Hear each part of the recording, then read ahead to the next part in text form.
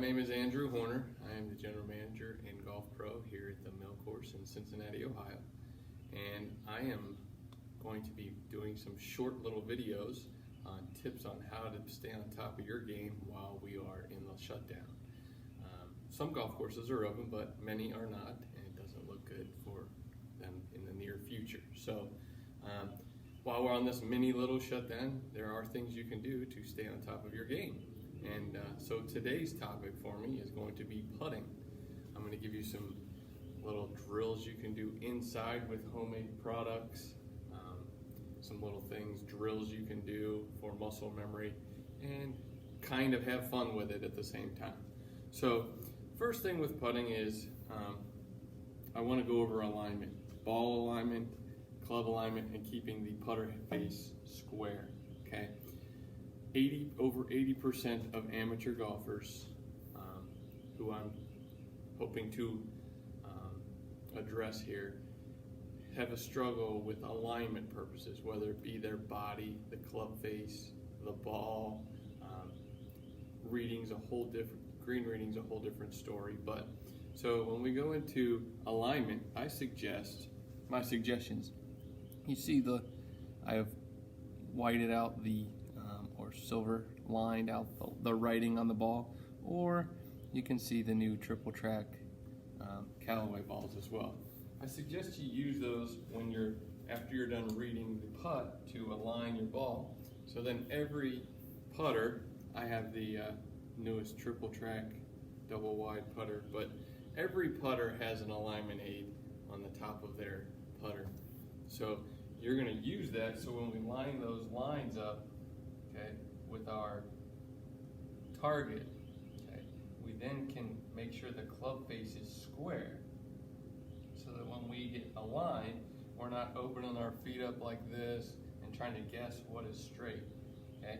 I also have an alignment rod here, so this could be done on carpet, kitchen floor, anything that's flatter. I apologize, my carpet here is not that flat. But if you put this down, you can start to see perpendicular lines, what it should look like at the top. And then also I have this 4-foot piece of tape that I put on the floor so that I can actually use that to, first of all, align, and then also I can watch my putter come back on that line and stay square as I deliver the putter back and through, okay?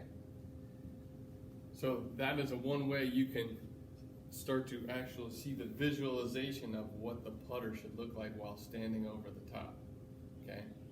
So A is alignment, okay? And what I suggest is, you put this little cup at the end of your 4-foot piece of tape or whatnot, and you can sit here and stroke 4-foot putts as long as you want, and so that you gain some confidence in those shorter putts. I do believe that the first 3 feet of a putt are very important.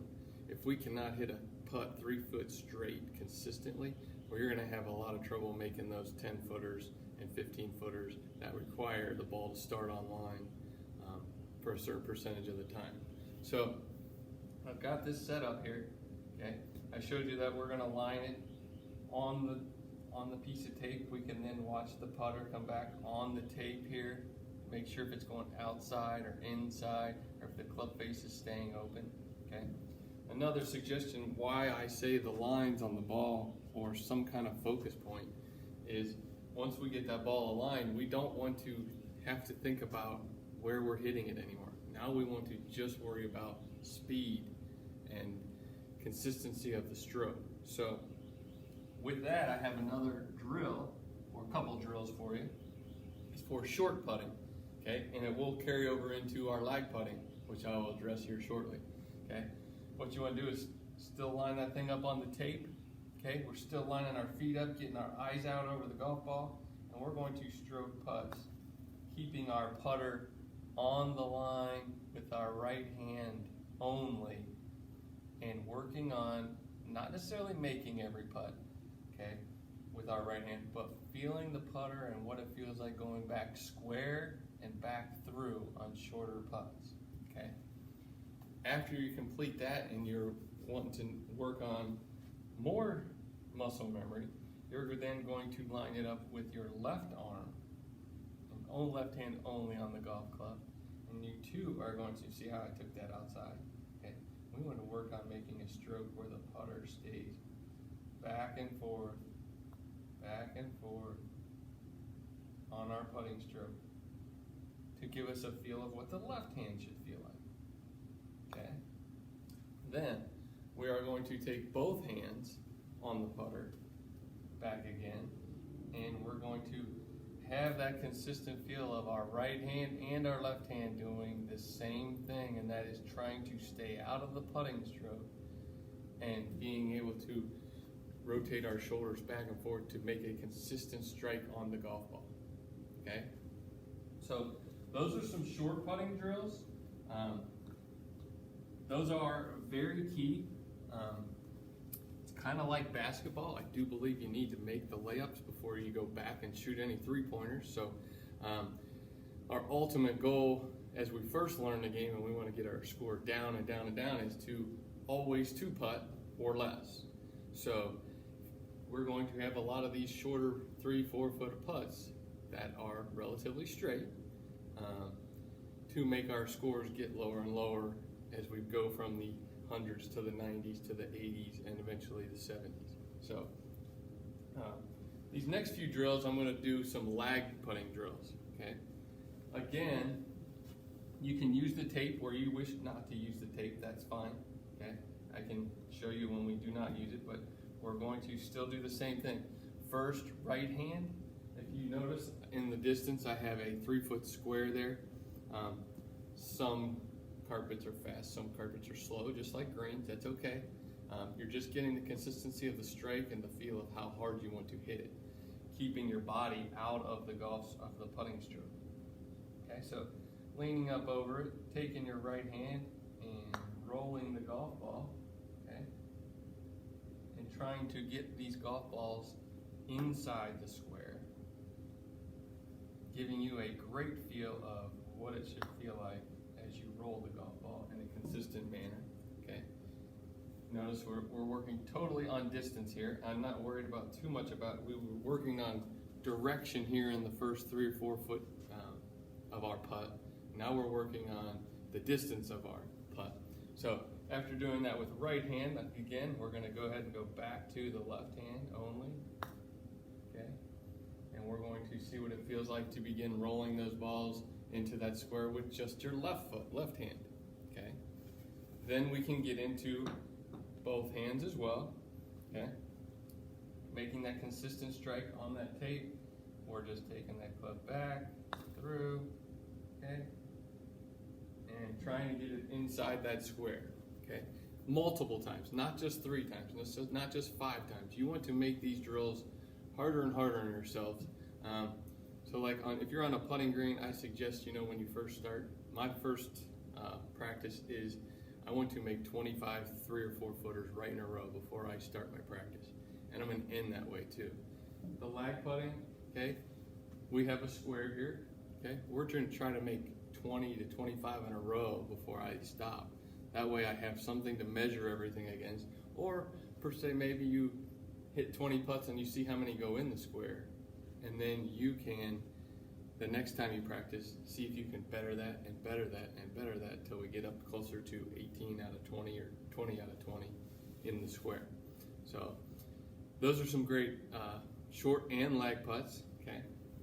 Also, if you want to see your stroke get larger and larger, okay, you can throw objects such as tees or head covers, midway down here and watch your putter that once was heading to this cup that we were putting on. Now I'm getting about 2 feet farther and seeing if I can get it to stop at the right distance of my next object. And then if you want, we scoot that farther and farther out.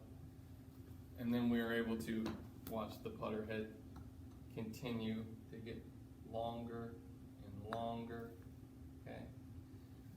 Why we want to work on the lag putts is, so when we go to strike the ball, let me scoot back here. So A lot of amateurs tend to take the club back with their wrist and flip through at impact, okay? We want that impact as we go back and through is our shoulders to maintain the turning and rotating here so that the putter face never opens or closes and releases to where we have to figure that out all the time on a consistent basis. If I start here and my left hand is over the putter head, okay, and I take that putter back and I come through and that putter is still directly below my putter head, I know that that putter head is straight. So that I'm making that consistent strike to the golf ball. So then I get consistent distances, okay?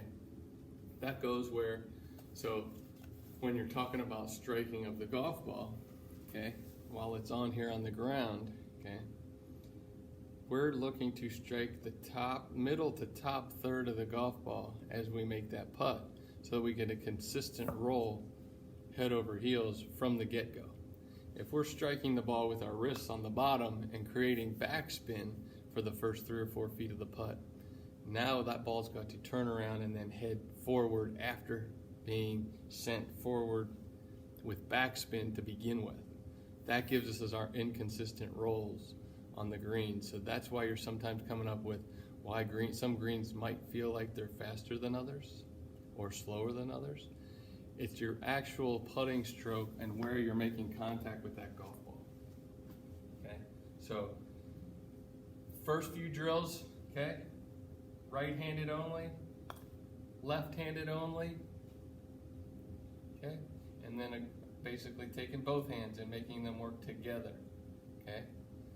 Use these drills with alignment, so you've got your feet aligned, the path of the club aligned. You can watch with this piece of tape, you can sit there, you don't even need a golf ball, just the memory of your putter going back and forth, okay, and trying to keep it square instead of this or wobbling it out, okay.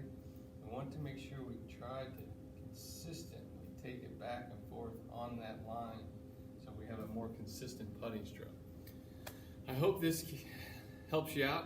Have a little fun with it while we're on lockdown, and I'll be back at a later date, maybe tomorrow, with some chipping, pitching.